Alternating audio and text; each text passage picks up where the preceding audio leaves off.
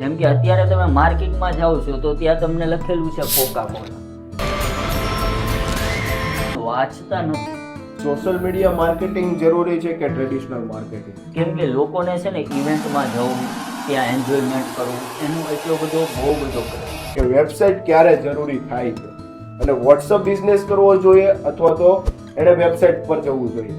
Instagram એક છે ને કન્ટેન્ટ માટેનું માર્કેટિંગ છે. એનો કલર કરેક્શન, ટાઇપોગ્રાફી, બ્રાન્ડનો વોઇસ છે. સ્ટાર્ટઅપ બિઝનેસ હોય ને તો ડિજિટલ ને સ્ટ્રોંગ બનાવવું હોય તો એનો સ્ટેપ કયો હોય?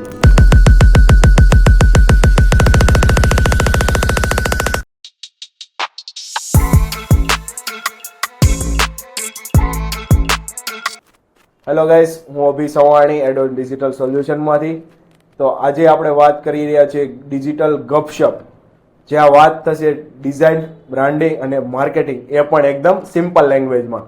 અને આજે આપણી સાથે છે એવા વ્યક્તિ જેનું નામ સાંભળતા જ પણ એડ સુધરી જાય એવા 10 years PPC ના અનુભવ ધરાવતા ચિરાગ વરિયા. Thank you.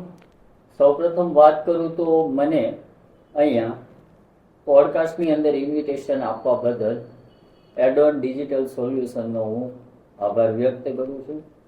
અને મારો એમ છે કે જેટલા બી બિઝનેસ ઓનર્સ છે જેમણે નવું સ્ટાર્ટઅપ લોન્ચ કર્યું છે અથવા તો ડિજિટલ માર્કેટિંગની અંદર હજી નવી એન્ટ્રી કરેલી છે, તો હું એમને મારા એક્સપિરિયન્સ, મેં 10 યર્સના એક્સપિરિયન્સની અંદર જેટલું મેં સ્પેન્ડિંગ કરેલું છે, જેટલા મેં એક્સપેરિમેન્ટ કરેલા છે, તો એમના આધારે હું એમને એક રિયલ એડવાઇસ આપવા માંગુ છું, જેથી કરીને એમનું જે સ્ટાર્ટઅપ છે, તો સ્ટાર્ટઅપની અંદર તમને તો ખ્યાલ હશે કે ફંડની કેટલી નીડ હોય છે. તો એમનું ફંડ રાઈટ જગ્યાએ ઇન્વેસ્ટમેન્ટ થાય, ના કે એમનું ફંડ છે એ બંધ. એક્ઝેક્ટલી.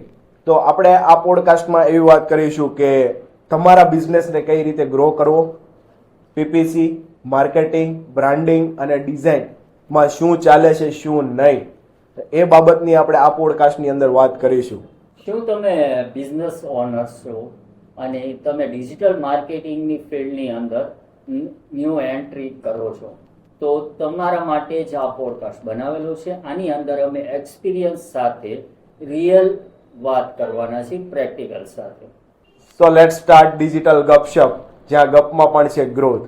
વેલકમ છે ચિરાગભાઈ એડોન ડિજિટલ સોલ્યુશનના ડિજિટલ ગપશપની અંદર.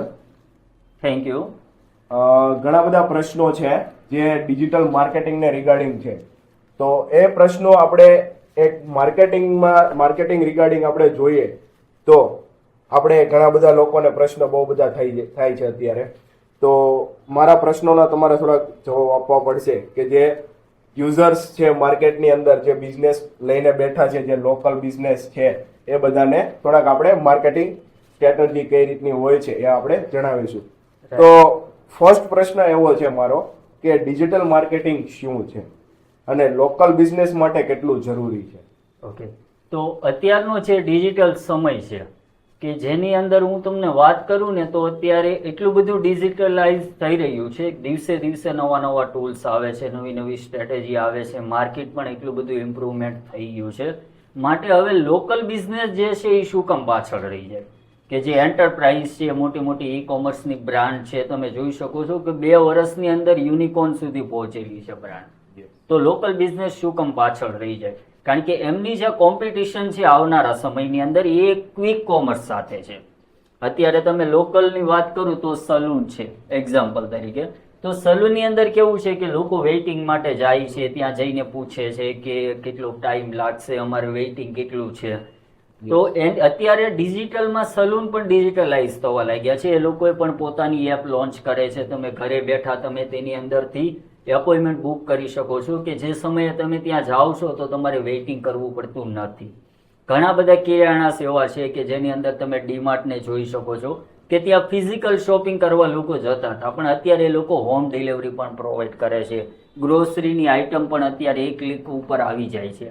તો જે લોકલ બિઝનેસ છે એમણે પોતાનો બિઝનેસને અપગ્રેડ કરવો પડશે, નહીતર તમે કસ્ટમરને ખોઈ બેસો.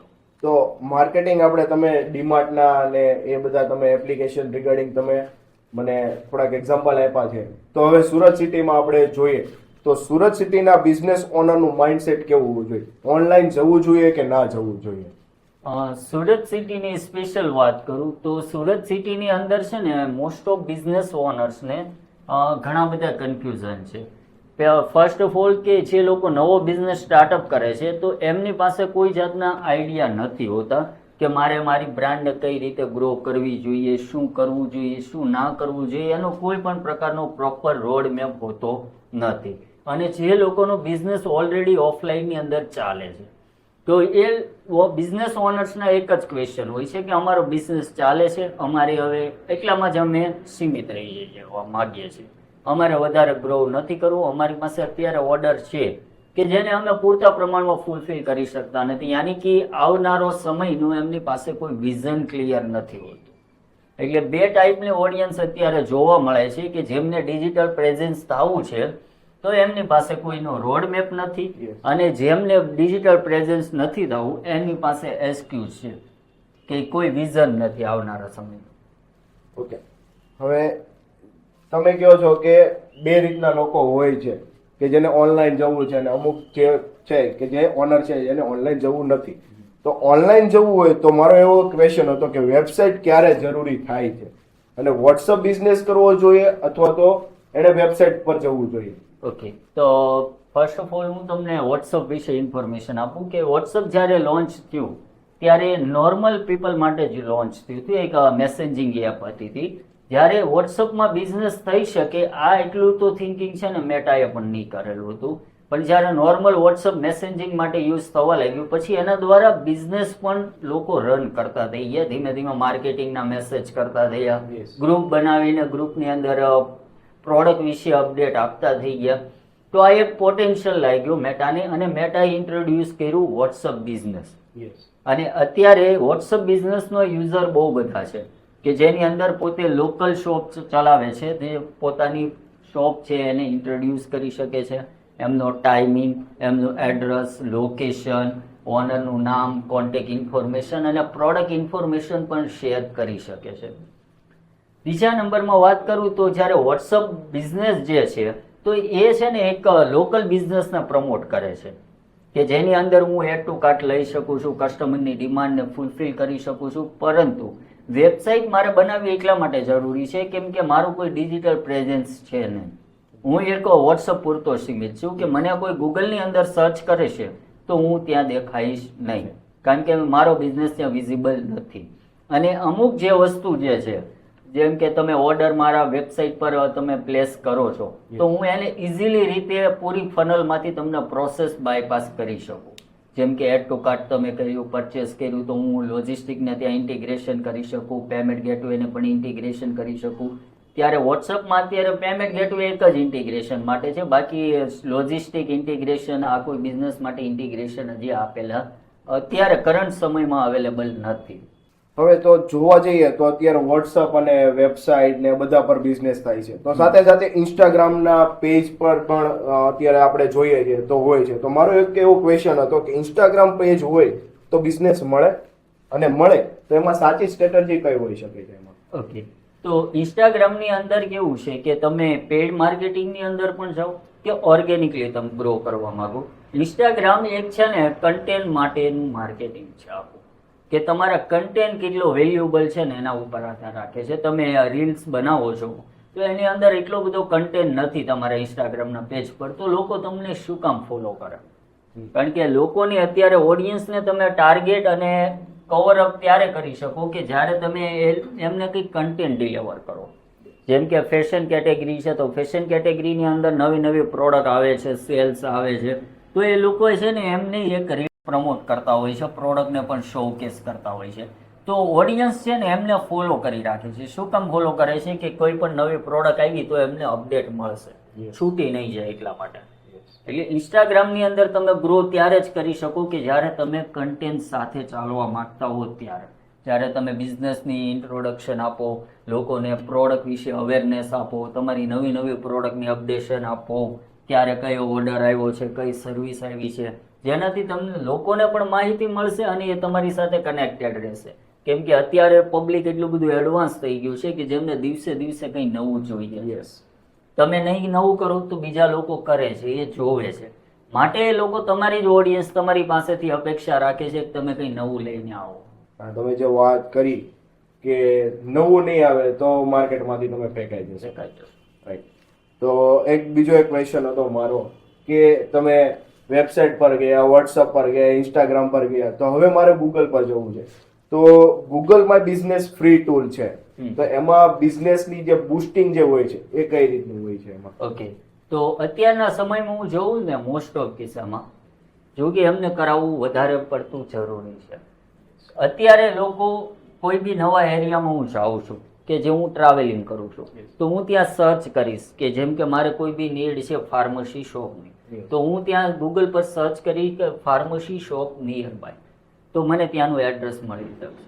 અથવા તો હું અહીંયાનો લોકલ છું, રાઈટ, તો હું જે ફાર્મસી પાસેથી પ્રોડક્ટ લઉં છું એ ફાર્મસી આજે ક્લોઝ છે, તો મારા માઇન્ડમાં એક જ સવાલ આવશે કે મારે બીજી નવી ફાર્મસી ફાઇન્ડ કરવી, પણ ક્યાં છે એ મને ખબર નથી, માટે હું ગૂગલને પૂછવાનો.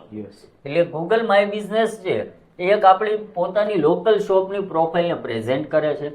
એની અંદર આપણે આપણી બ્રાન્ડ જે છે, સ્ટોર છે, સ્ટોરની ઇન્ફોર્મેશન આપી શકીએ છીએ, એમનો ટાઈમિંગ આપી શકીએ, કોન્ટેક્ટ ડિટેલ્સ, એડ્રેસ, લોકેશન, આ બધી જ વસ્તુ આપણે એની અંદર અપડેટ કરી શકીએ છીએ.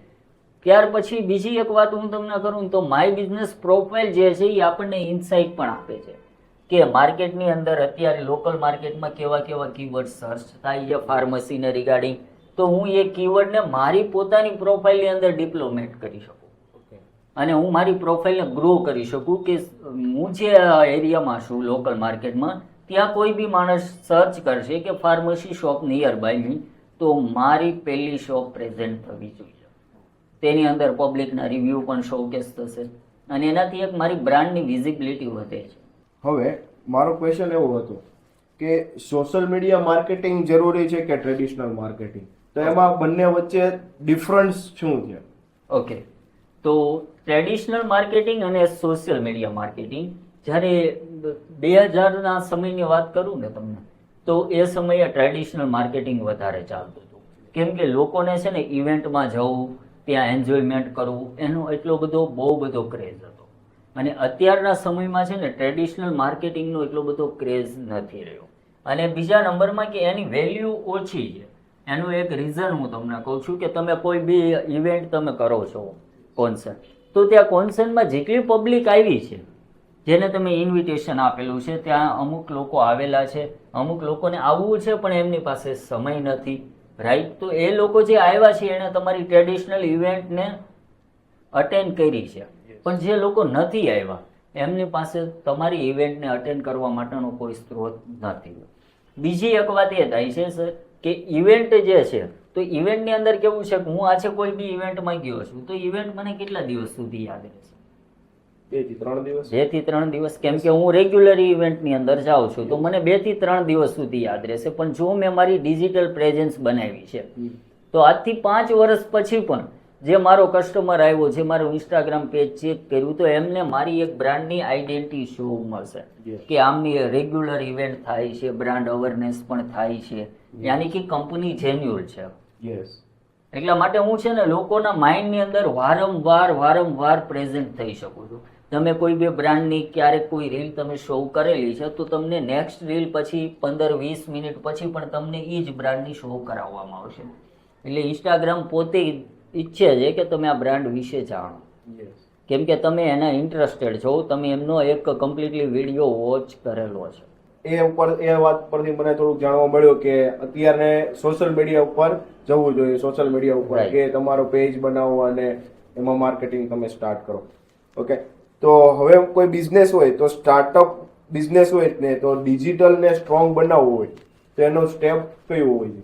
ઓકે, તો બિઝનેસ જે અત્યારે સ્ટાર્ટઅપ લોન્ચ થાય છે, તો અત્યારે મોસ્ટ ઓફ કેસમાં હું જોઉં ને માર્કેટની અંદર તો બિઝનેસ ઓનર્સ પાસે કોઈ પણ પ્રકારનો રોડ મેપ નથી હોતો. હવે એ લોકો કઈ રીતે કરશે કે પહેલા આપણું ઇન્સ્ટાગ્રામનું પેજ બનાવી નાખો, પછી જ્યારે જરૂર પડે ત્યારે ફેસબુકનું પેજ બનાવો, જ્યારે જરૂર પડે ત્યારે તમે વેબસાઇટ બનાવો, ત્યારે તમને એમ લાગે કે હવે આપણે ઓફિસની અંદર રીલ્સ કરવી છે, કન્ટેન્ટ કરવા છે, અથવા તો કોઈ સારો એમ્પ્લોય મળી ગયો તો એ 2 મહિના તમારા પેજ પર રીલ્સ મૂકી દેશે, પછી કોઈ એમ્પ્લોય નથી આવ્યો તો તમારું પેજ હોલ્ડમાં છે. આ રીતે સ્ટાર્ટઅપ નહીં ચાલે. સ્ટાર્ટઅપની અંદર તમારો એક પ્રોપર રોડ મેપ હોવો જોઈએ કે તમારે સ્ટાર્ટિંગની અંદર જ તે તમારું પોતાનું ડોમેન બુક હોવું જોઈએ. તમારા બ્રાન્ડિંગ ઉપર ફોકસ કરવો જોઈએ. બરોબર છે. તમારો બ્રાન્ડિંગનો કલર કરેક્શન, ટાઇપોગ્રાફી, બ્રાન્ડનો વોઇસ છે, બ્રાન્ડની ફેસ વેલ્યુ છે, તમારા પ્રોડક્ટ જે છે અથવા તો તમારી સર્વિસ છે તો એની યુએસપી, આ બધાની એક પ્રોપર સ્ટ્રેટેજિક પ્લાનિંગ કરવું પડે અને ત્યાર પછી એને ફેઝ બાય એ બધાને આગળ વધારવું પડે. સોશિયલ મીડિયામાં ઓનલી એકાઉન્ટ બનાવવાથી તમે ગ્રો કરી જશો એવું નથી. તેની અંદર તમારી બ્રાન્ડની સ્ટોરીને તમારે હાઇલાઇટ કરવી જોઈએ કે અમે અત્યારે આ બ્રાન્ડમાં આ કન્ડિશન પર છીએ, અમે આવા પ્રોબ્લેમ ફેસ કરીએ છીએ અને અમે આગળ આવતીએ છીએ. કારણ કે તમે મોસ્ટ ઓફ કેસમાં જોયું હશે તો અમુક ઘણી બ્રાન્ડ એવી છે કે જેમની વેબસાઇટ ને ઓનલાઈન પ્રેઝન્સ બહુ બધી છે, રાઈટ, પણ એમને ઇન્સ્ટાગ્રામ પર કોઈ કન્ટેન્ટ જ નથી, ઓનલી ફોર પોસ્ટ મૂકેલી છે તો એમના ફોલોવર્સ ઓછા છે. સામે તમે લોકલ માર્કેટની અંદર જોશો તો કોઈ ક્લોથિંગની શોપ ચલાવે છે પણ એ રેગ્યુલર પ્રોડક્ટની અપડેટના વિડીયો આપે છે, એમના તમે ફોલોવર્સ જોશો તો 300 કે 400 કે ફોલોવર્સ. એમનું તમે ડીએમ ચેક કરજો, એમની કોમેન્ટ ચેક કરજો, પ્રાઇસ પ્લીઝના તમને 40 થી 50 મેસેજ દેખાશે તો તમે એનાથી અંદાજો લગાવી શકો કે 40 ઓર્ડર તો એમને ઓલરેડી મળી ચૂકેલા છે. બીજા કેટલા આવશે એ નક્કી નથી. એટલા માટે એક તમારે બ્રાન્ડને પ્રોપર વેની અંદર આગળ વધારવી જરૂરી છે. જેમ નાનું બાળક છે તો નાના બાળકનો જે રીતે તમે ઉછેર કરો છો ને એ જ રીતે તમારે બ્રાન્ડનો પણ ઉછેર કરવો પડે. અને એવું બી હોય છે કે તમે કોઈ બિઝનેસ સ્ટાર્ટઅપ કરો છો તો 1000 તમારે ડેઝ આપવા પડે છે એના માટે. રાઈટ. તો ડિજિટલ માર્કેટિંગ થી બ્રાન્ડિંગ કેવી રીતે થાય છે? ઓકે, તો ડિજિટલ માર્કેટિંગની અંદર બ્રાન્ડિંગ શું છે કે બ્રાન્ડિંગ જે છે એ એક પ્રકારની આઈડેન્ટિટી છે. જેમ કે અત્યારે તમે માર્કેટમાં જાઓ છો તો ત્યાં તમને લખેલું છે કોકા કોલા, તો કોકા કોલા જે છે ને વર્ડ્સ તમે વાંચતા નથી. ક્યારેય તમે ફૂલ વર્ડ્સ રીડ કર્યો છે કોકા કોલા? પણ એમનો સિમ્બોલ જોઈ અને તમારા માઇન્ડની અંદર પ્રેઝન્ટ થઈ જાય છે કે આ કોકા કોલા છે. પેપ્સી છે એનું આખું કોઈ સ્પેલિંગ રીડ નથી કરતો પણ એમનો લોગો જોઈ અને પ્રેઝન્ટ થઈ જાય છે કે આ પેપ્સી બ્રાન્ડ છે. એટલે બ્રાન્ડિંગની અંદર છે ને તમારે એક લોગો ઇમ્પોર્ટન્ટ છે, ત્યાર પછી તમારા કલર, બ્રાન્ડનો જે કલર્સ છે એ વારંવાર ચેન્જ ના થવા જોઈએ, એક જ કલરની અંદર, અને તમારી બ્રાન્ડને પ્રેઝન્ટ કરી શકે એવો કલર જોઈએ છે. ત્યાર પછી તમારી થીમ પોતાની હોવી જોઈએ, ટાઇપોગ્રાફી તમારી પોતાની હોવી જોઈએ, બ્રાન્ડનો એક વોઇસ પણ આવે છે, તમારો પોતાનો બ્રાન્ડનો એક વોઇસ હોવો જોઈએ. એમને બ્રાન્ડને પ્રેઝન્ટ કરવા માટે એક ફેસ વેલ્યુ પણ જોઈએ છે કે એવરી ટાઈમ તમે ડિફરન્ટ મોડલ સાથે તમે બ્રાન્ડને પ્રેઝન્ટ કરાવો તો એના ઉપર એક ટ્રસ્ટ વેલ્યુ નથી થતી. કારણ કે બ્રાન્ડની છે ને એક પોતાની આઈડેન્ટિટી હોય છે. અત્યારે પણ હાલની તારીખે તમે જોઈ શકો તો એપલ છે તો એપલ પોતાનો ન્યૂ મોબાઈલ લોન્ચ કરે છે તો એને પ્રેઝન્ટ કરવા માટે ટીમ કુક જ હોય છે. નહીતર એ હાયરિંગ કરી શકે, કોઈ બી ઇન્ફ્લુએન્સર, કોઈ બી મોટો સેલિબ્રિટી છે તેમને હાયરિંગ કરી શકે, પણ લોકોના માઇન્ડમાં એક જ વસ્તુ છે કે જે સીઈઓ જે પ્રેઝન્ટ કરે છે ટેકનોલોજીની વધારે એમને ખબર છે. એટલે મારી પ્રોડક્ટ કેવી છે ને એ હું લોકોને નહીં બતાવી શકું ને તો લોકો મારા ઉપર ટ્રસ્ટ નથી કરવાના. એટલે મારી જે પ્રોડક્ટ છે પહેલા સૌ પ્રથમ તો મને એના ઉપર કોન્ફિડન્સ હોવો જોઈએ. મને કોન્ફિડન્સ આવશે તો જ હું લોકોને એક્સપ્લેન કરી શકીશ અને લોકોને પણ ટ્રસ્ટ એના પર ઇમ્પ્રૂવ થશે. તમારી જે ખુદની પ્રોડક્ટ હોય છે તો એક તમારી ખુદની પ્રોડક્ટ તમારે ઓનરને જ લોન્ચ કરવી પડે. હા, રાઈટ. અને તમને પોતાની પ્રોડક્ટ ઉપર તમને ટ્રસ્ટ નથી ત્યાં સુધી તમે એને માર્કેટમાં સેલિંગ કરવા કઈ રીતે જઈ શકો? ત્યાં સુધી તમે R&D કન્ડિશનની અંદર છો, તમારે હજી પ્રોડક્ટ ઉપર રિસર્ચ કરવાની જરૂર છે. પહેલા તમે પોતે ટેસ્ટ એન્ડ ટ્રાય લો, ત્યાર પછી તમને વ્યર્થ લાગે પછી તમે પબ્લિકના રિવ્યુ લો, એમાંથી જે તમને ફીડબેક મળે એના આધારે તમે પ્રોડક્ટને ચેન્જ કરો, માર્કેટને એનાલિસિસ કરો. જ્યારે તમને એમ લાગે કે મારી પાસે કોઈ પ્રોડક્ટને રિસર્ચ કરવા માટે મારી પાસે કોઈ ક્વેશ્ચન નથી, ત્યાર પછી તમે પ્રોડક્ટને માર્કેટની અંદર ઇન્ટ્રોડ્યુસ કરો.